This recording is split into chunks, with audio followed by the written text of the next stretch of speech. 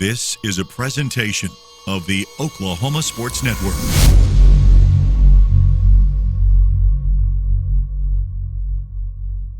Any other use of this telecast or any pictures, descriptions, or accounts of the game without the Oklahoma Sports Network's consent is prohibited.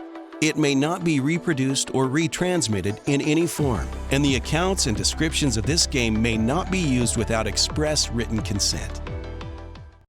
Coming up, two Middale teams came into Friday nights with a number one seed, undefeated in district, and ready to do battle on their home field so they could advance in the playoffs. And only one survived. This is week 12 of the Middale Sports Report.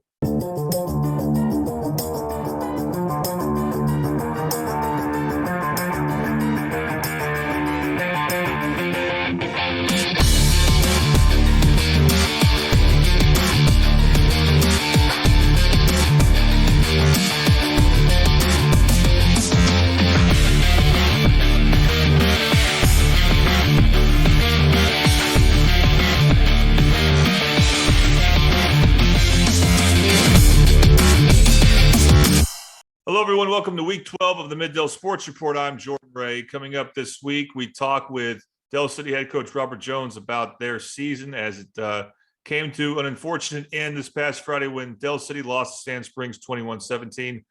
The rest of the show is devoted to Carl Albert. Among other things, I had the chance to speak with Carl Albert head wrestling coach Kurt Hodges. But of course, we start with Carl Albert football.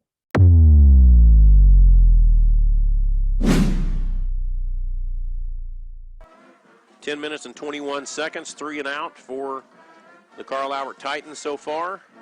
And it's blocked, He's going to pick it up, scoop and score. 5, 4, 3, he's in. Touchdown, Carl Albert Titans.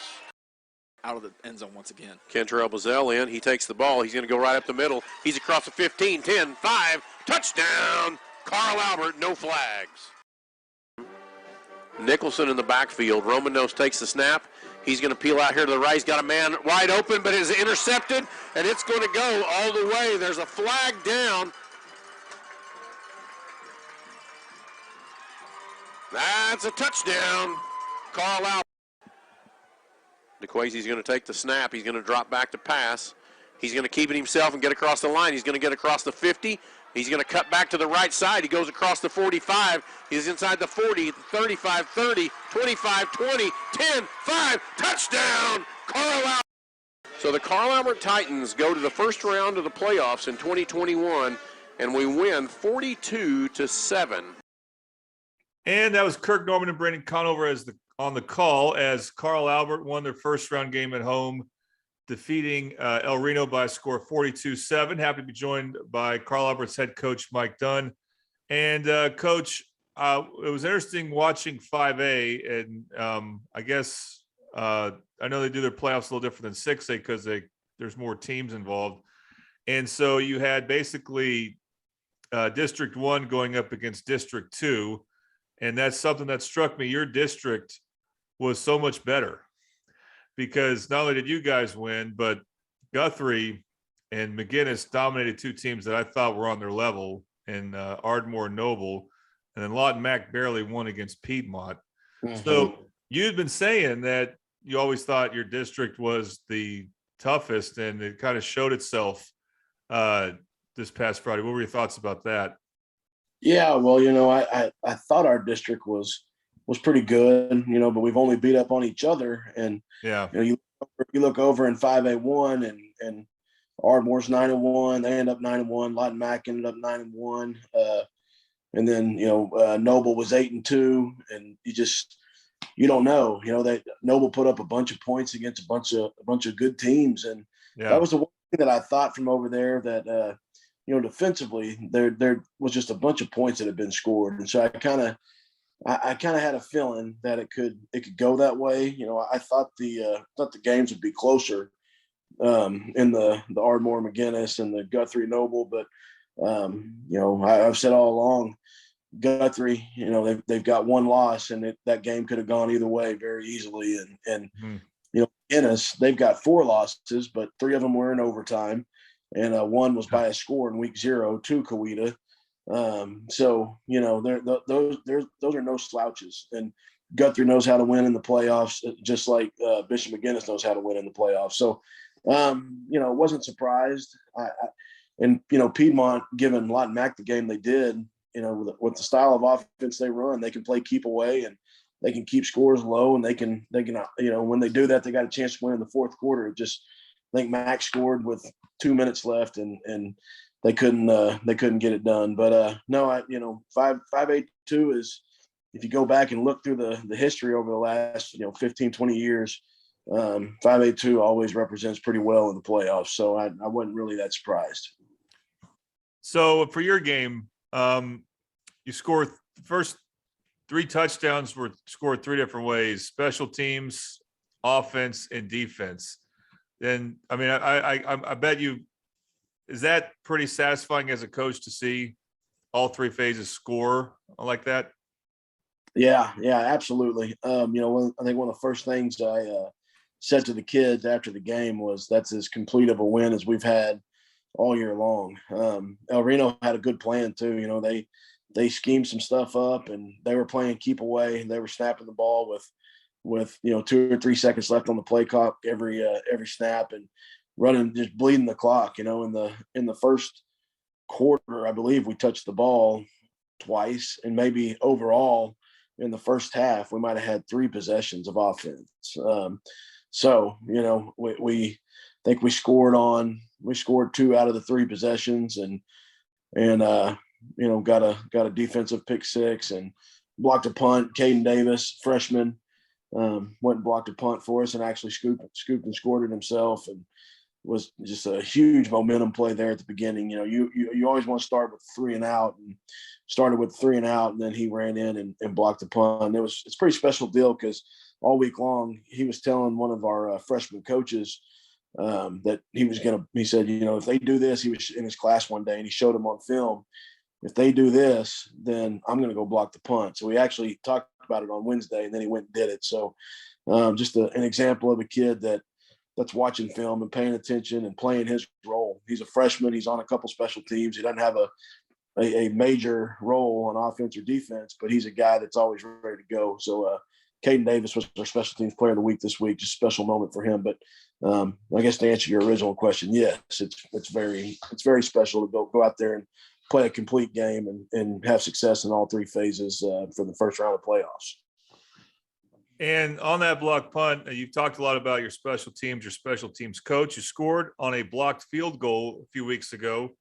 So on a punt, was that a unique call, or is that something you try to do every punt? You try to have 2 or 3 gunners to block or something like that?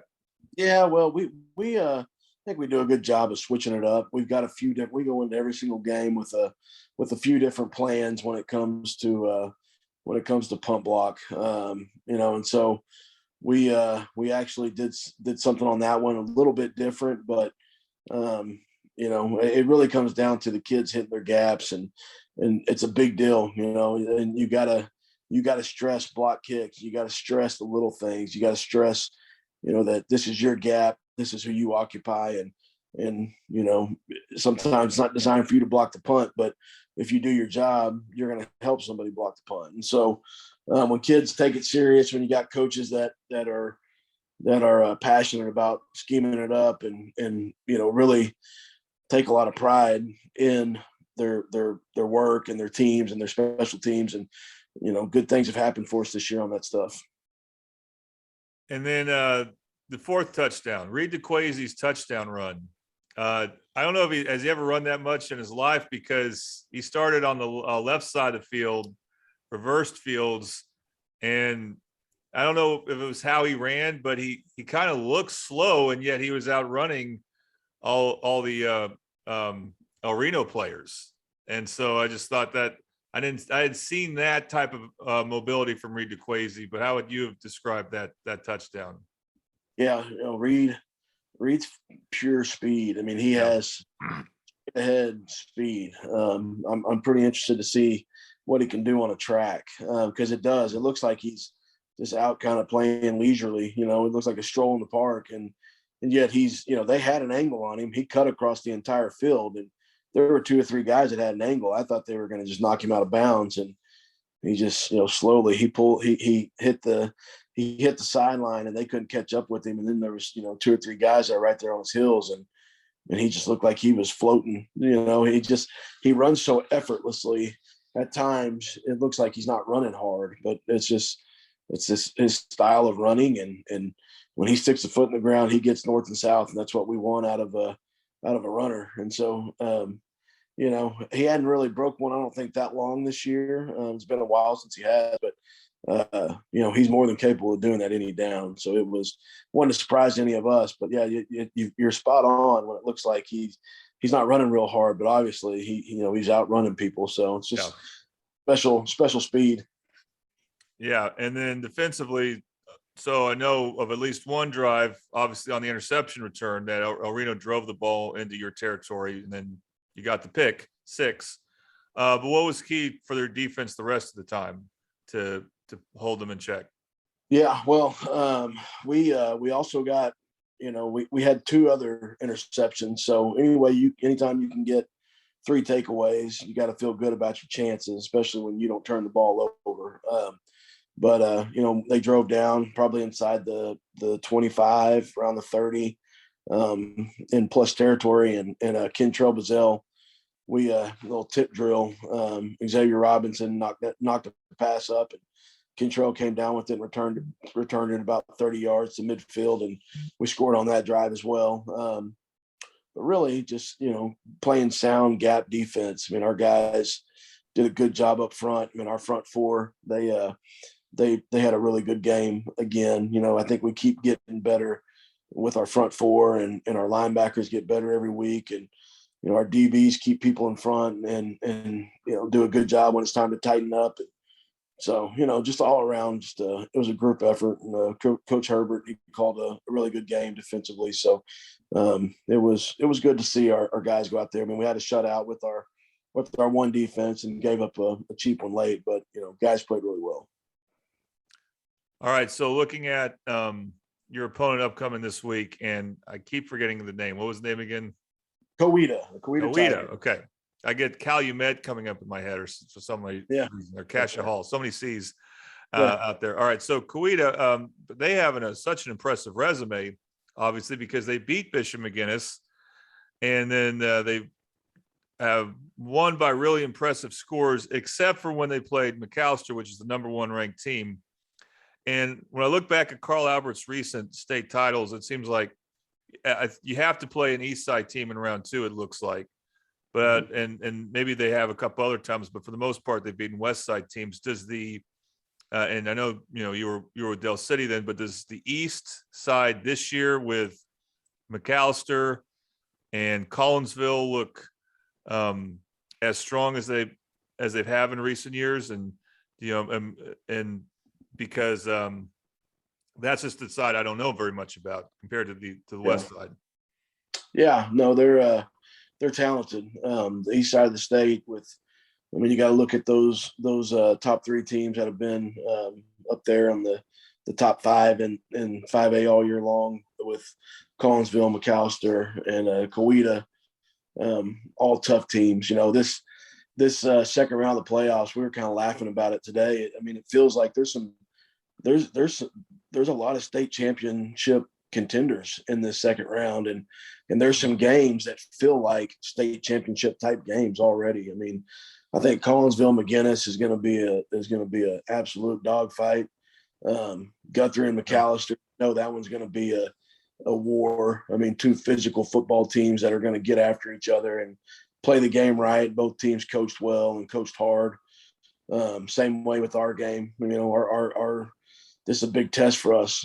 Probably the best team we've played in a long time, and they've got good athletes. They're coached well. Coach Harper does a really good job at Coweta. He's been there for I think it's his 3rd year now, and they've done nothing but get better and better. And they were a 10-win team last year, so they've won 20 games in the last 2 years, and that's pretty special. So I think everybody's got to be ready to play this week. Usually wait till Thanksgiving week, this saying, I always say there's no turkeys left on Thanksgiving, in the playoffs, but it's kind of like that right now. I mean, every single game is going to be a battle, and, a lot of good football teams still left out there. And I think it's as wide open as it's ever been. So we just got to focus on us, focus on keep getting better at what we do.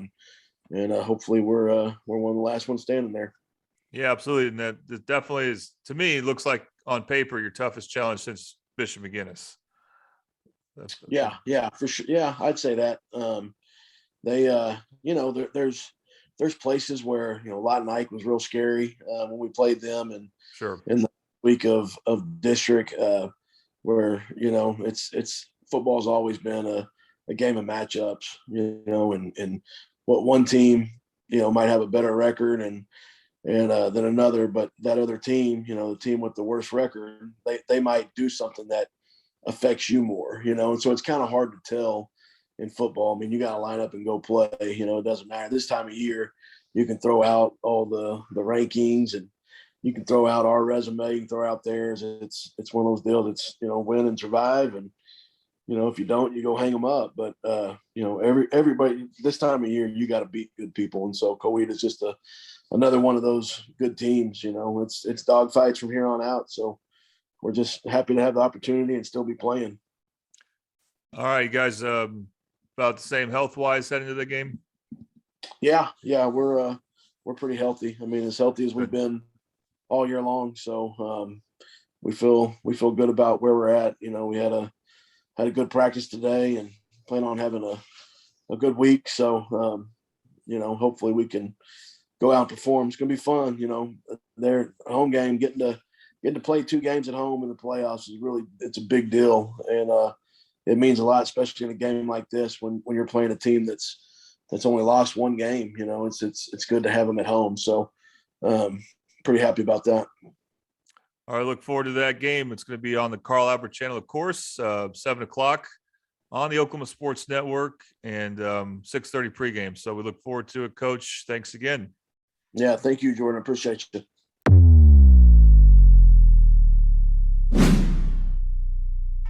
Seven. Ball spot 21, 31-yarder. Ball's down, kicks up, and the kick is, it's good. Eagles on the board first. 6:23 left in the first quarter.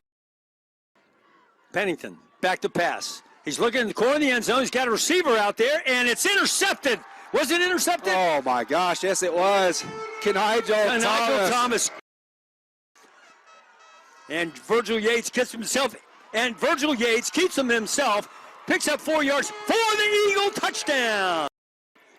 Yeah, it's, if you're Del City, if you don't substitute, you might as well try to hustle and snap the ball. Well, hand off to Ethan Lawrence around left side. He's got a little run room, breaks it inside, still his feet, 40-yard line, 35, breaks outside, 30-yard line. He's down to the 20, he's down 15, inside 10, 5, and he's in for the touchdown, Ethan Lawrence. Back to pass is Yates. He's looking, and he unloads again down the sideline. Kenigel, and the game clock is at 0, and that's the ball game. So Sand Springs came to Del City and beat us. All right, and once again, that was John Kilty and Colton Fleetwood on the call for last Friday's game on the Del City channel of the Oklahoma Sports Network. And Del City fell short to Sand Springs by a score of 21-17. Happy to be joined one final time for this season by Del City's head coach, Robert Jones. Coach Jones, was there anything about what Sand Springs was able to do that was surprising to you? All week, I was worried about, their defensive line. They had 2 great defensive ends who can set the edge. And then they have some great linebackers that are pluggers, bigger type kids, kind of, they're not really rangy. They're not good side to side, but they're good. They're good on filling those gaps. And I knew the kind of coach they had. Coach Klink was a Division I football player. And he played at OU, then transferred to Tulsa. So anytime you have a coach that has that experience of playing Division I football, and you mixed in his experience of coaching, I knew what kind of program they were going to have. And they played some tough games. I said that last week. They could have went either way against Choctaw. Like I said, it was 34-28, and they were going to go win the game. And Choctaw made a play, and they were, we were in that same type of position, but we didn't make that play. And played Booker T tough, 37-32. So they got the type of athletes. They have the coaching staff to come over here and upset us, and that's what they did. Hats go off to them. They had a great plan. We started slow, and I think it was just a tale of two halves for both sides of the ball. Defense took care of business in the first half, and offense it didn't. And then our offense played well in the second half, and our defense couldn't get off the field at times on third down. We got them in third and long. We made plays all year on third and long, and we just didn't Friday night. So hats off to them. Hats off to their scheme, and they did a great job.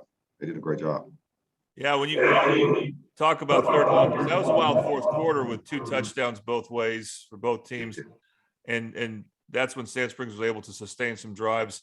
Was it the coverage that was more frustrating, or lack of pass rush in those situations? I think it was a little bit of both, and I think it was our quarterback. He was a good quarterback. He felt the pocket very well. Usually we get those sacks, and usually we make those plays, but he did a good job of being elusive, and he made some great throws too. He bought time with his feet and the way he moved throughout the pocket. He wasn't necessarily a guy that was going to scramble a lot. He scrambles to throw, and he made some great plays, man. I watched him all year do the same thing. He made some great throws against Booker T, and we know the caliber of secondary that they have with 4 Division I guys. He did the same thing versus Choctaw, and he even made some play versus Bixby. So he was a great player. So it was a mixture of him being a great player, their receivers making some absolutely great catches, and then our pass rush, which Darius Hampton broke the record Friday night. We just missed on some sacks that we haven't missed all year. And in the playoffs, you got to make those plays. If you don't make those plays, it usually doesn't work out in your favor when it comes to the win and loss column. And that's what kind of happened Friday night. Yeah. So after the game, and it's such an emotional game, loss. How tough is it to deliver a message to your team at that point? I played a lot of football. I played in a lot of Division I games. I remember one time we were up 35-7 against Texas, and that's when they had Vince Young, and they came back and beat us 56-35. One time we lost to OU 31-28. So I don't have a lot of losses that were painful. That was probably the most painful loss I ever had, because we haven't lost in so long, you forget how to lose. Like, we won 9 in a row, and we won tough, close games. So when you lose a close game like that and the way it happened, especially with that onside, it wasn't even supposed to be an onside kick. Stanley did a great job all year. Coach kind of made a decision to pooch kick it, and he slipped. And I felt like when they got that ball at the 50, the game kind of froze on me. And usually in my career, playing and coaching career, when that game freezes like that, it usually doesn't work out pretty good. I just felt I didn't have a good feeling. But it was tough. That's the first time in my career I have ever cried in front of my team. And it was pure emotion. I just couldn't get the words out. If it was like I was floating, just because we had such a magical year, it was tough, and what I try to explain to them, and I wrote down some stuff today, and that's the stuff I said at the game. The seniors got to understand, even though that loss hurts, it stings, you got to look at the positives. We got district champs for the first time in 22 years in 6A, the first time in 9 years in 5A, beat Carl Albert for the first time in almost 30 years. Beat Carl Albert in Midwest City for the first time in school history. Snapped Stillwater's district win streak since 2016. Their first home loss since 2017. It could be flipped on that. It could be their first home loss in 2016, first district loss in 2017. Starting 0-5 last year, then coming this year and winning, going 9-2. And then, Darius Hampton breaking the sack record for the school with 20. And then us averaging 40 points a game offensively, and our defense giving up, anywhere from 11 to 12 points a game. So I wanted them to focus on the positives. And I told them, I can't take this hurt away from you. It's nothing I can say or do that's going to take away this pain. But I wanted the seniors to know that you have set a legacy here, and you have set the standard. And I think moving forward, we're going to have the ability to compete for championships. And it'll always come back to that first senior class of my head coaching career, because they definitely gave us a foundation to move forward to be able to be successful in the future. Now, I asked about your seniors at the end of the game. My question now is that the season's over, and you got seniors who show to be really good football players, and Jason Smith and Darius Hampton and Ethan Lawrence, Virgil. I don't know if Stanley Johnson a senior. No, he's a junior. All right, so that'll be something to look forward to next year. But with the other players I mentioned, what role do the coaches play now in helping them get the best college opportunity they can? Well, I play a big role in that. I got to use my connections. I got to get on the phone and call people and let people know what we have. But they already know. Coaches know everything, college coaches, especially in the recruiting area. And I got to still make sure that they're taking care of their business off the field, make sure they still have good character, make sure they're still working out and doing those things. A lot of those guys, some of those guys are going to play basketball. A lot of those guys are going to be in our track program. And I'm still going to have a big hand in the track program because I'll still be coaching the relays. So the relationship doesn't start there. The mentoring will keep going on. Like I told those kids, I'm your head coach for life. I'm not going to never be a guy that's just going to disappear. I'm a phone call away. And I still want to be part of that process of mentoring them and help develop them into great young men. As far as recruiting goes, it's pretty tough right now. I'm really confused. And I talked to Coach Clinton before the game, and he's dealing with the same thing. College coaches just aren't coming by right now. They're just, I don't know what it is. I think it's the transfer portal. I talked to a coach a few weeks back from Houston Baptist, which they're Division I school. He said it's just crazy because the transfer portal. So you got a choice. You can get a kid, say, from like Oklahoma State with the running back Warren. You can get a running back from Utah State like Warren from Oklahoma State, or you can get a Jason Smith. Most people are going to want to go get that guy that's proven to help right away, and then you add in the JUCO factor too. So now you got two different options for those recruiters and those colleges to pick, unless you're a David Stone, like you're a 4-star guy, or, Jaden Foreman, more than likely they're going to pick that experienced college player from the transfer portal. So the transfer portal is making it tough. And then the rule of not having to sit out a year when you transfer. So guys can get mad and transfer, like Spencer Rattler. He's going to be able to transfer wherever he wants to go and play right away. So that takes the scholarship away from a senior high school kid. So it's just tough. It's one of those type of deals. But I tell the kids it's already written. God already has a plan, and it'll work out. I think Jason and Darius and Ethan as well, and Virgil, if it was me, I explained to them, you have a choice. You can either see how it works out. If you only have Division II offers, you could take the approach that I had when I was at Carl Albert. I love those Division II institutions. They're great. You can get a great education. But in my heart, I felt like I was a Division I player. So I chose to go to junior college. I took the hard route. And I ended up paying off for me. I ended up having 35 Division I offers, and I ended up committing to Oklahoma State and playing there for a few years. But everybody's different. And I told them, I said, if you do choose the JUCO route, it's not easy. It will be tough. You won't have a lot of people in the stands. The facilities are going to be worse than what you had at high school. You're going to be playing against some great talent. I remember in JUCO, the talent was just as good as Oklahoma State. The only difference was the offensive lineman, but the skill position was, if it wasn't better, it was just as good. So that's going to be the route that some of them might want to take. They shared that with me. They do want to be Division I players, so they might take the JUCO route. But when you start going to some of these schools like UCO, East Central, Northwest Oklahoma State on visits, you definitely can change their hearts, and they can definitely want to go to those institutions. So they're leaving their options open, but they do want to they do have brought up JUCO to me. And I'm going to hit up some schools today. Today and tomorrow and all week, I'm going to call some Division I schools, Division II schools, NAIA, JUCO. I'm going to leave all options on the table for them so they have a lot of opportunities to make their selection, But I do think they did what they need to do this year to be able to get recruited and be able to get their school paid for football. I really do. Well, that'll be very interesting to follow.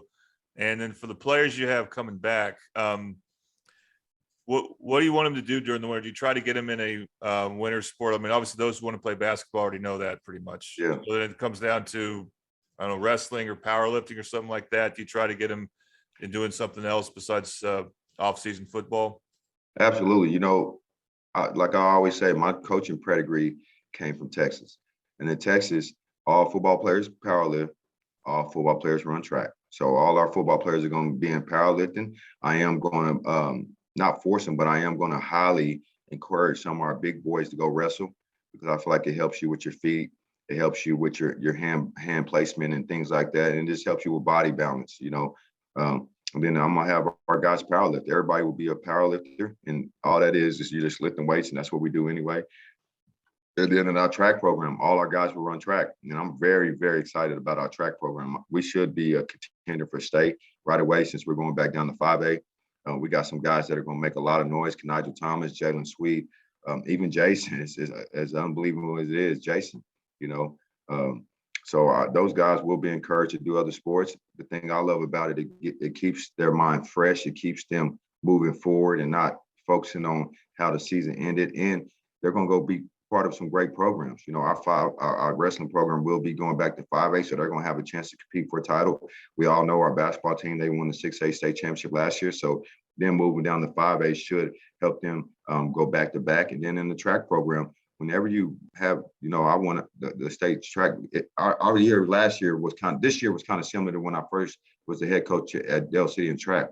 The first year, Carl Albert beat us, and I'll never forget our kids just watching them celebrate. Then the following year, we came back and won state. So we were able to use that experience to help the football program as well, because you go straight into summer pride, you go straight into spring football coming off that state championship.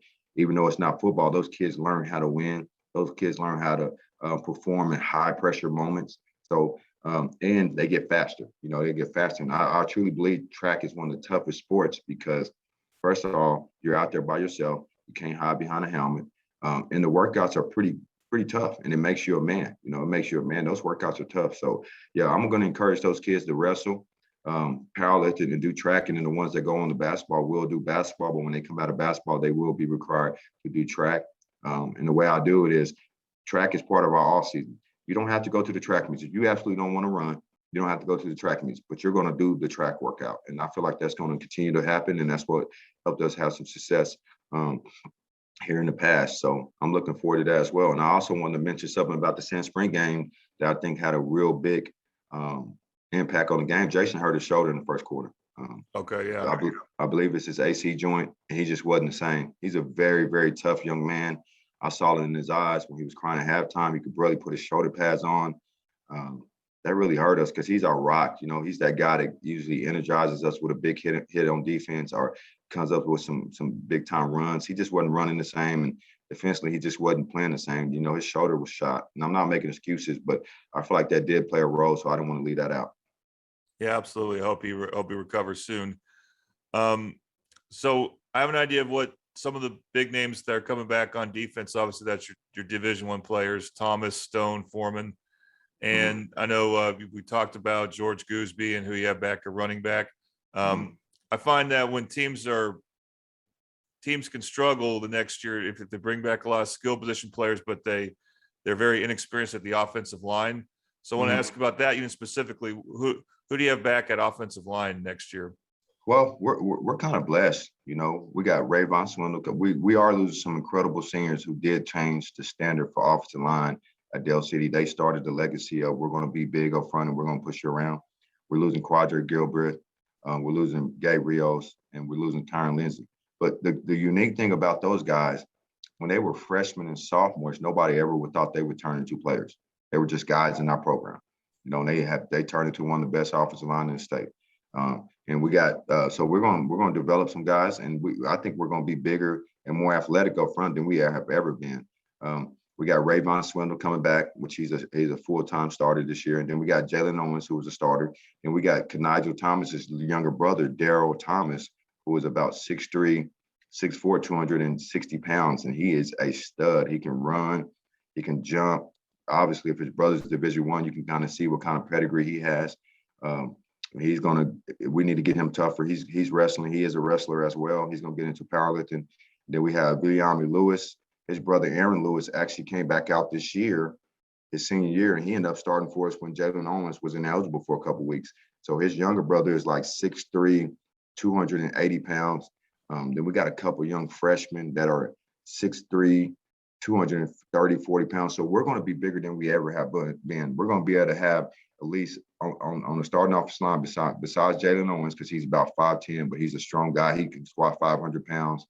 He's going to wrestle as well. And I think he has a chance to be a state champion powerlifter with that 500-pound squat. So we'll have on the offensive line, we'll be able to be bigger than we ever have been here. We'll be 6'3" and above at certain positions, and we'll be about anywhere from 60 to 80, you know. And so that's going to play a big, big role in what we're doing, especially going down to 5A. I can see ourselves, if you put 6'3" guys, two 6'3" guys on the offensive line, that's 270 plus, and then you put Jalen Owens there, and then you put Swindle, then you add Jaden Foreman and David Stone in the mix of tight ends. That'll be a 6A type offensive line our program has kind of adapted to playing in 6A. So that'll be a big offensive line. You throw them in there, and we're going to do a better job. And that's my job as a head coach. I'm going to go travel around to some different colleges and some different high schools throughout the country and talk to some offensive coordinators. I got to do a better job of getting Jaden Foreman and David Stone the ball. You got two big 6'4", 260+ type bodies. You got to get those guys the ball. And, a lot of different things played into that. Virgil was an absolutely stud player for us, but mentally he was a freshman as a quarterback because he hadn't played since his freshman year. So athletically he was a senior, but mentally he was a freshman. And it just takes time at that position. And we'll see the difference next year with George. George has been playing quarterback since his freshman year, 8th grade year. So you'll see the difference in the passing game just because experience. It's not lack of Virgil's athletic ability, it's just lack of playing experience. At quarterback, it's going to be a battle, between DeMar Turner and George Goolsby. I do kind of want to get away from just having a running style quarterback. Obviously, I would like for our running back to be able to use his feet at times. But as we've seen in the playoffs with Deer Creek, Choctaw, and Sand Springs, you're going to need your quarterback to make certain throws in big time moments. And, Virgil did at times, but I think the experience kind of got to him. So I really want to be able to throw the ball around. We got some talent at receiver too.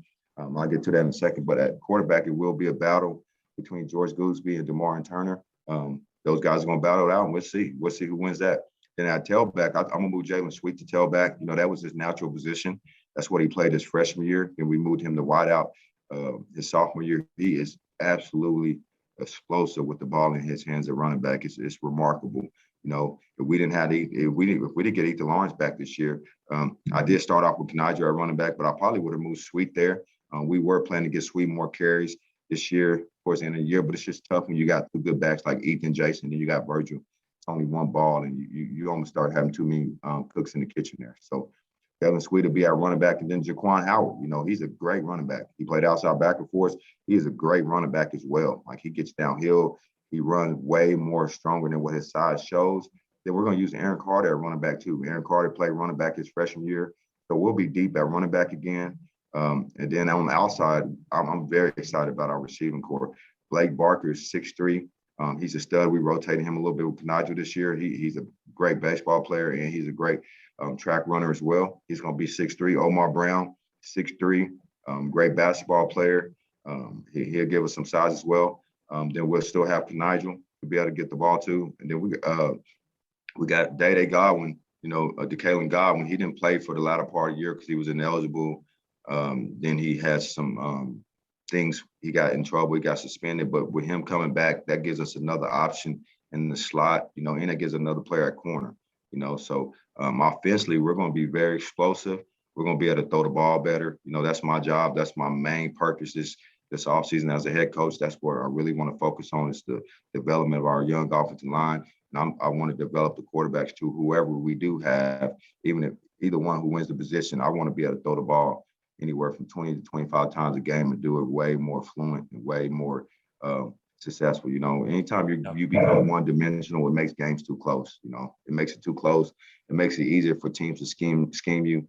With the athletic ability that we have, we should be able to get the ball out there to those guys and be able to have success.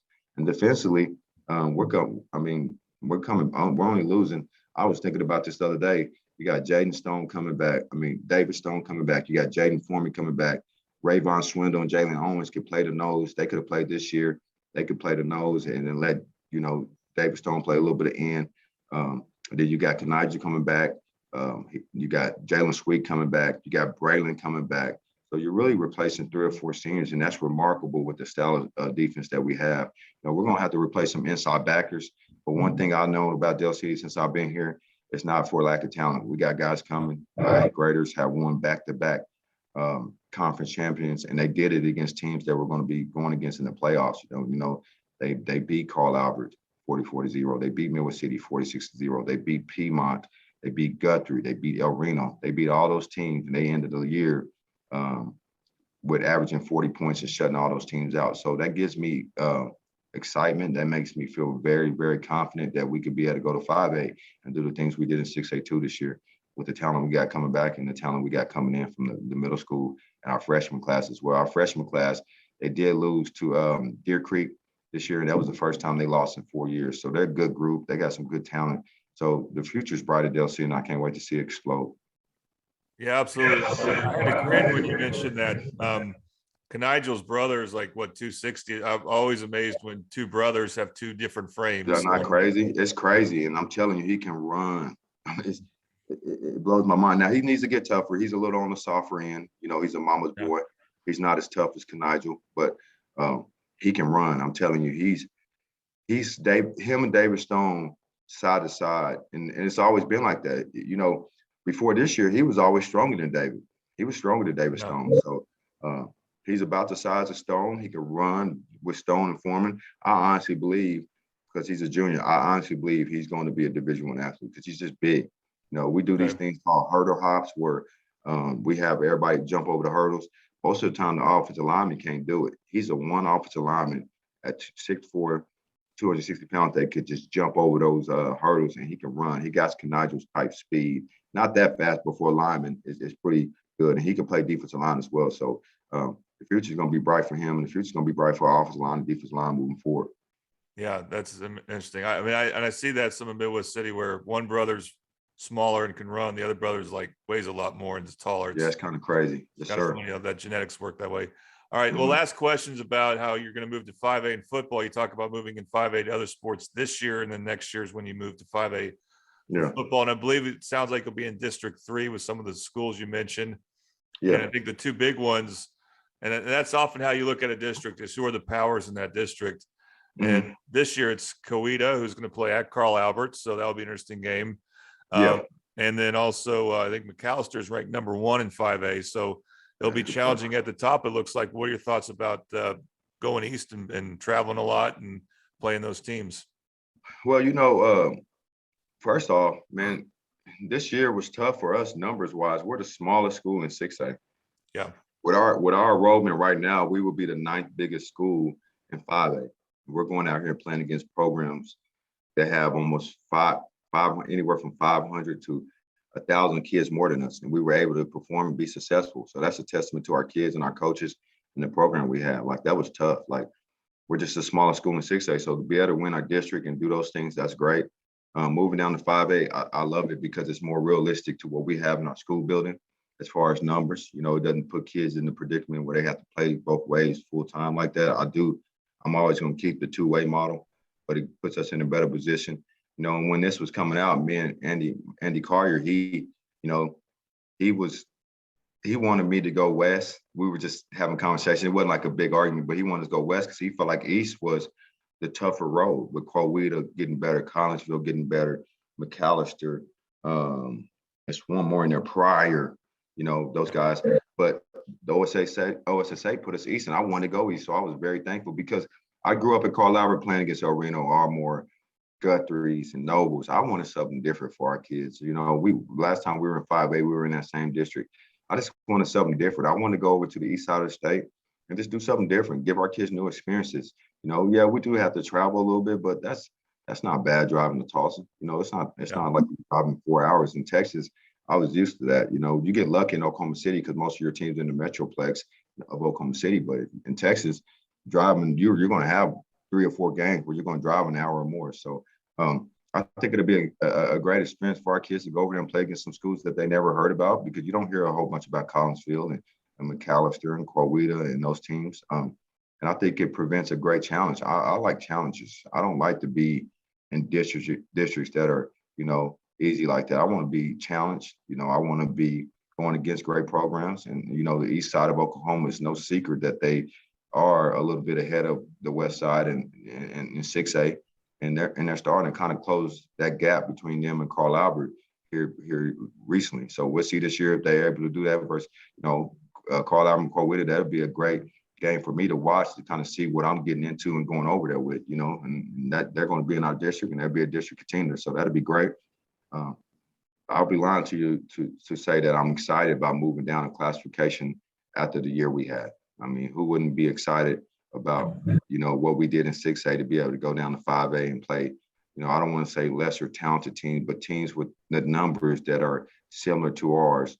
I'm excited to see now that we can go against programs with the same amount of numbers to see what the difference will be. You know, it's going to be a tough district, you know, but not even that. You know, if you look at a non-district. I want to, like, when I know we were going to 5A, I still wanted to play against those 6A caliber teams. So we open up with Choctaw next year, 0 week. That's going to be a great game. You know, I want to play the teams around here. I want to play Carl Albert. I want to play Midwest City. I want to play Choctaw. That's what it's about. You want to play the teams around here to show who's the better program. You know, you got to be honest about it. I want to see who's the better program, and if they beat us, great. And I'll find a way to improve and get better and close that gap with that team. You know, and then we play Booker T. We're going to keep that tradition going. I think we're two solid programs, two solid, predominantly African-American programs. And I think that's great for our state. That's great for our community. And then our last non-district game is versus Midwest City. So we're going to get challenged early on in a non-district game, and that's going to prepare us for the district. I do think we play teams similar to the makeup of a U.S. Grant and Northwest in district. No disrespect to them, but I'm just saying their makeup is similar as far as their records and the scores that I compared. So I knew I wanted to schedule tough in the non-district, so we would have some games that we can kind of show where we're at, and we can kind of show some college coaches what we can do versus good programs. So I'm excited about it. We're going to see how our basketball team fares in 5A this year, and I think it'll be very similar to what we'll look like. I think we're going to be a contender. You know, if you look at some of the best teams at 5A this year, Carl Albert's making a run. I think they haven't lost a game since they lost to us. You know, and I can see them winning the state championship again. If anybody picks against them, they're crazy, you know, what they've done in the last 20 years or so. So for us to go out there and beat Carl Albert the way we did, we showed that we can go be a contender. Then Bishop McGuinness, you know, I think they just stumped Ardmore. Ardmore was 9-1, I believe, and Bishop McGuinness beat them. People don't understand Bishop McGuinness is a lot better than that 4 losses look. You know, they lost to us, Carl Albert, Guthrie, and then Coweta. Those are all top programs, and they could have went either way with us, and they could have went either way with Carl Albert. It was in overtime.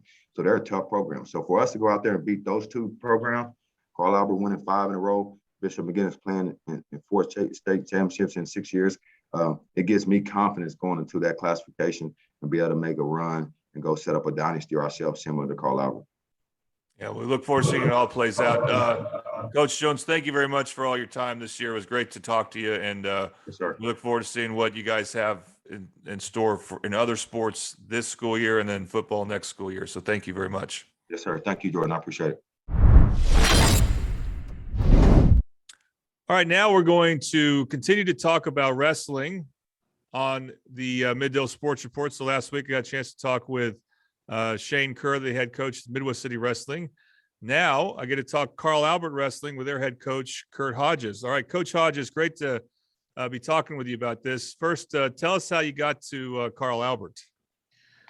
Well, I started off at the junior high back in around 1995, 96, and was at the middle school, junior high for 17, 18 years. And then moved up here around 2013. This is, I think, my 8th year starting out here or being the head coach at the high school. So I've always been within walking distance of the schools. So just kind of moved up and always considered this to be my home. So just a, real nice chance to, move up and continue to kind of see our kids develop and from a program standpoint, being down the lower level up to the high school. So. And what's the talent level been like over the years? So you've been there for a while. Has it always been strong? Has it ebbed and flowed? It's sometimes an ebb and flow. We've had kids come through who went on to, college. We've had some NCAA Division I All-Americans, Division II All-Americans, had some Big 12 champions. We've had some, go on to NAIA junior college. So we have a wide range. We definitely are trending back up in the talent level. We've seen that the last few years. And so, and it'll kind of speak to kind of, where we are now and kind of, where we can go. So I know you guys been wrestling or have been practicing wrestling after school since October 1st, same as other winter sports. How is this, are you still in preseason and how's it gone so far? Yeah, we hit our first preseason tournament Saturday at Westmore, and we have another one this weekend at Midwest City. And then our official for us, December 4th and 5th, that first weekend, we'll go to Putnam City, and that'll be considered our regular season, and we'll go all the way, of course, to the end of February. So, yeah, we're getting ready to hit it hot and heavy. And one of the things about coaching wrestling at Carl Albert is you obviously have to wait for those football players to get there. and it's just something you're used to because it's probably like Yeah. that just about every year. Yeah. But when that happens, will you get some reinforcements from some good reinforcements from the football team?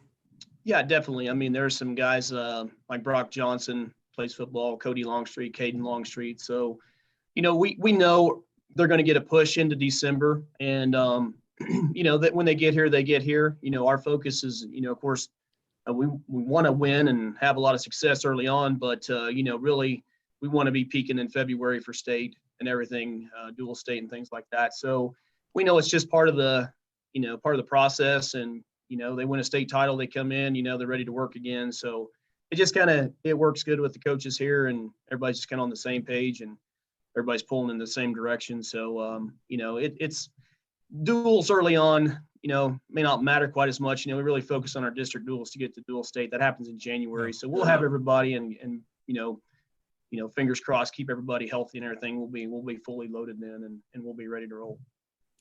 So talk about some really good wrestlers you have coming back that are wrestling with you right now, especially. Well, we have all of our state qualifiers back, which was 7. And they're all between basically sophomores and juniors. So we really have a really nice group of young guys. A couple of returning state placers. One was the state champion, Grant Gover, last year as a sophomore. And then we have returning state placer, Kason Miller, who was a freshman last year. And then we have state qualifier, Braden Anderson's in the room, Isaiah Montanani, Nathan and Alex Sutterfield are both in the room. So we've got, our core group of guys in here and have been in here since they stayed in the fall. So we've had them all year. And so those guys, first tournament, all of them brought home medals. Grant won the tournament at Westmore, and we had, some second and third. So we had a good first go, and they're really kind of hitting the ground running here, kind of developing. And I'm sorry, talk about some big wrestling events that you'll be hosting this year. Well, we always have our Carl Albert tournament in honor of Coach Malcolm Wade, who was here a long time. He's in the Oklahoma Wrestling Hall of Fame now, and so that's the second weekend in January. It's basically a preview of the state tournament. We have pretty much most of the top 5A teams here. And it's a good measuring stick, kind of see where you are. We see some teams from the east, and of course it's pretty heavy loaded here on the west side. But so that kind of tells us where we are and where we need to be, and so who we'll probably see, down the road at regionals and, at the state tournament. So I put stock in that, we can get a look at some people who we might not see, regularly and kind of prepare for them, technique wise. So, but all in all, it's really like a half season state tournament in a sense. It's always, it's a grind. I mean, usually there's, 6 or 7 of the top, 10 teams, here in the tournament. So it's a great tournament, and get a lot of response for it. So, and teams like to come here. So we try to get them in. So. And talk about you, because you're obviously Carl Albert's in 5A, been in 5A for a while. Midwest City and Del City, I guess, will at some point be full-time wrestling 5A. I'm still not sure how it actually works from this year. But my question to you is, who are the other 5A powers in wrestling usually are challenged by? Well, probably the most dominant right now is Collinsville on the east. I mean, they've kind of had a run, 6 or 7 straight titles, maybe a few more. So they're really tough on the east side. Glenpool's tough on the east side. Here on the west side, in the past, it's been Lawton MacArthur. Duncan's had a strong team. Piedmont's strong. El Reno's up there as well. So yeah, we see a good chunk of the. I wouldn't say I'm biased, but I mean I think there's a little stronger on this side, on the west, in 5A. But there's still a lot of talented teams on the east side that have guys in their lineup who are dangerous. Coweta's a good team, so they might not have. They might not finish as high as state tournament, placing wise, like Collinsville is kind of top to bottom, but, they'll have 5, 6, 7 guys who can wrestle. And, Claremore was really good last year. They ended up state runner up. They've got a lot of guys back, so they'll be really tough. So there's, it's going to be a barn burner, and we can be right there in the mix with our young guys. I mean, they proved it last year. So, we're hoping to, kind of raise our level up and, finish up in the top 5, because we got the potential to do that. And so we're looking forward to seeing where we can go. And as of right now, before the football players get there, are you able to have someone penciled in all your weight classes? Right now we're pretty full. I mean, the one that we have had trouble in the past is our lightweight 106. We just struggled with that. It's been 4 or 5 years since we had a 6-pounder.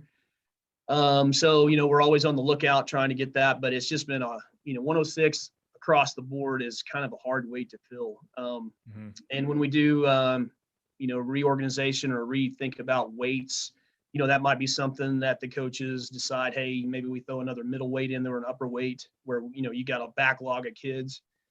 And so, but we always, sometimes we're a little hamstrung in that position, because we're giving up 6, but we got guys who are more than willing to kind of, that can make up for it in a duel, get some bonus points and almost like it's non-existent. So, we're kind of used to it, but, one weight isn't going to decide it. You got 13 others that can make the difference. And that's where we really focus the most. So I know Midwest City is going to try to incorporate more girl wrestling this year. Is that something happening at Carl Albert? Yep. We've had girl participants. Last year we had our first All-Stater in Rachel Gober, who was kind of one of the first girls that when she started wrestling years ago, really was kind of a central piece and kind of recognizing girls in wrestling. And so she's at OCU now. And we have 2 girls wrestling now with us, and we're hoping to get more. And they're doing really well. They placed 1st and 2nd at the tournament, and they do a great job. They come in here and work out with the guys just as hard, and we coach them the same way. And so we're hoping to build that because there are a lot of talented girls, I think and we've got several at the middle school who are wrestling. So we'll just continue to build it, just kind of get the word out because now that it's, sanctioned, and there's opportunities to wrestle, on the next level for girls. So I think it's a great opportunity. It's good for the sport. It really is. Yeah. It's only going to make it better. And it's a great sport, and getting them included is great. At the girls' state last year in regionals, if a person wants to go and watch some really exciting stuff, go watch that. It is intense, and they're competing just as hard. So and they've made our sport better too. Yeah, it's good to hear. Back real quick football question, because I hear at schools I'm at that a lot of football coaches want their linemen and other players to wrestle that it's good for their football prowess. Is that true at Carl Albert? Is that something the coaches encourage their players to enter wrestling if they're not having a winter sport? It is. And the thing is about wrestling, and, kind of this is something we talked about before with, people, they ask about that question a lot. We always encourage them and everything, but the one thing about wrestling is, you really got to want to do it. It's just different, and, but we definitely want those big guys in there. We've had big guys, place at state, and, but it's sometimes it kind of trends, you might have a few more than you have the year before, but they're always actively, encouraging them to do more than one sport. It does help. And so we're all for it. And hopefully, we get some more guys in here, bigger guys and stuff, but it does help them in the long run in football and helps us. But in the long run, they have to decide they want to do it. And if they really are focused on football and think they have a future there, we're 100% supportive there. But yeah, they do help us, and the coaching, Coach Dunn and those guys are always, on our side and, building everything up. All right. Last question. I'm going to ignore that phone ringing if anyone hears it. Talk about the benefits of wrestling overall. It's an individual sport, but I also find that it really encourages a lot of unselfishness too. And what makes wrestling such a good sport, or great sport, I should say? Well, there's a few things that really stick out. One, it's extremely tough. It's just, to be disciplined.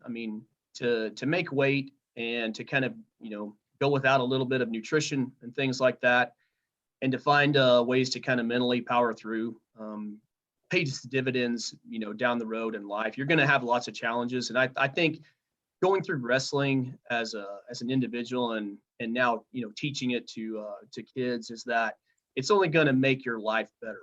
And it's when you have a challenge, whether it's, family challenge or something, financial challenge or whatever it might be, you can always kind of think back to those tough days in the room and, being out there as an individual performing in front of, bunch of people you can't hide. You're Right. you're out there, you're in the spotlight, and so they see you when things are going good, and they see you when things are going bad. So, you get out of it what you put into it, and I think that we got a lot of guys who are putting a lot into it. I think we're going to get a lot out, but it teaches you to be disciplined down the road. Whether you're studying for college finals or anything down the road, I just think it just is huge. And you didn't have to be the greatest wrestler, but I think it impacts them in some way, shape, or form that a person could look back and say, it did help me in this area, for sure. So, but I think it's great just because it's that one-on-one, and, I think there's no better feeling than just going out there and kind of proving,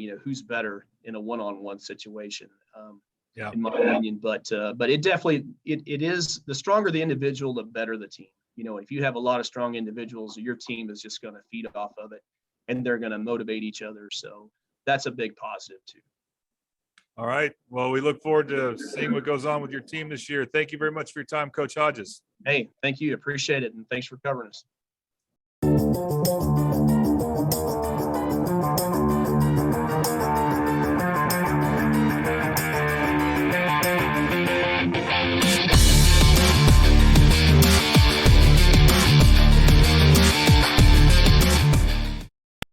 I want to thank everyone again who joined us this week.